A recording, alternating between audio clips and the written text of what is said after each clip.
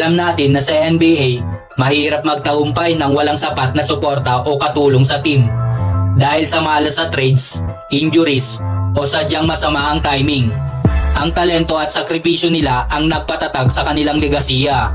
Narito ang 5 pinakamagagaling na NBA legends na halos walang katulong sa kanilang prime years. Umpisahan natin yan kay Carmelo Anthony. Nakilala siya sa kanyang likas na kakayahang umiskor na nagbigay sa kanya ng reputasyon bilang isang natural scorer sa NBA. Sa kanyang mga taon kasama ang Denver Nuggets at New York Knicks, madalas siyang nahahamon na dalhin ang pagbibigay sigla sa pag-atake sa kabila ng kakulangan ng suporta mula sa mga kasamahan. Sa 2006-2007 NBA season, umabot siya sa kanyang pinakamataas na antas ng pag-i-score, ngunit hindi sapat ang kanilang kakayahan upang talunin ang mga powerhouse teams sa Western Conference. Sa 2008-2009, nakarating siya sa Western Conference Finals, ngunit natalo sa Los Angeles Lakers. Nang lumipat naman siya sa Knicks noong 2011, sa kabila ng mga pagsisikap, hindi nagtagumpay ang Knicks sa playoffs. Nakilala si Anthony bilang isa sa mga pinakamahusay na scorer sa liga. Ngunit ang kakulangan ng elite support sa kanyang karera ay humadlang para makakuha ng kampyonato. Sunod dyan ay si Allen Iverson, isa sa mga pinakawalang kapantay na scorer. Nagtagumpay sa kanyang prime mula late 1990s hanggang mid-2000.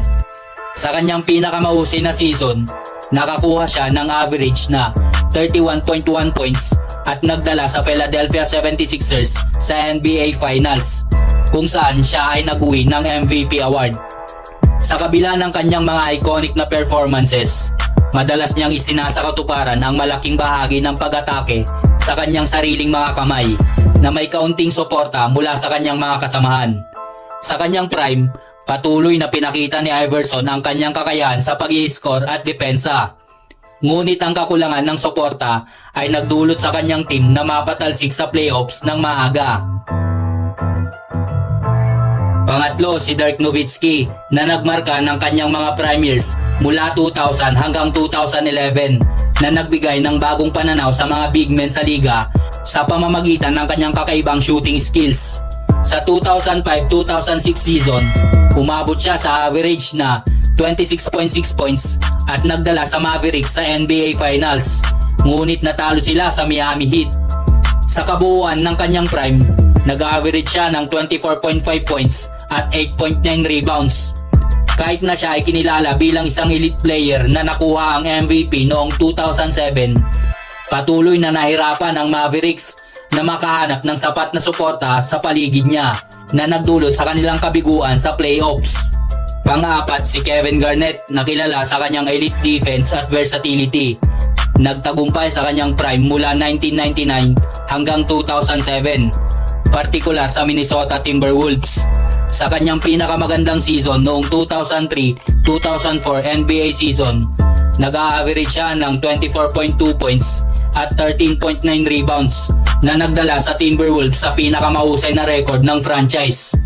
Sa kabila ng kanyang mga individual na tagumpay, madalas siyang nagdusa sa kakulangan ng kalidad na kasamahan na nagresulta sa mga maagang pagkatalo sa playoffs.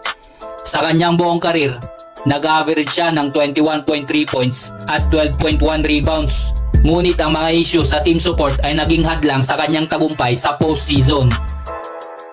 At panghuli, si Kobe Bryant, ang undisputed leader ng Los Angeles Lakers mula 2005 hanggang 2010 na naghatid ng mga makasaysayang performances. Pagkatapos ng trade ni Shaquille O'Neal noong 2004, naging malaking hamon para kay Kobe ang kakulangan ng solidong suporta. Sa 2005-2006 NBA season, umabot siya sa average na 35.4 points bawat laro, kasama ang kanyang legendary 81-point game laban sa Toronto Raptors, ang pangalawang pinakamataas na puntos sa kasaysayan ng NBA. Gayunpaman, natapos ang Lakers sa 45-37 at natanggal sa unang round ng playoffs. Sa 2006-2007 NBA season, nag-average siya ng 31.6 points, ngunit nakaharap ulit sa parehong hamon nang matalo sila sa Phoenix Suns. Ang mga manlalarong ito ay parehong nagpakita ng hindi matatawarang individual na galing, ngunit nahirapan sa kanilang mga karera dahil sa kakulangan ng sapat na suporta mula sa kanilang mga koponan.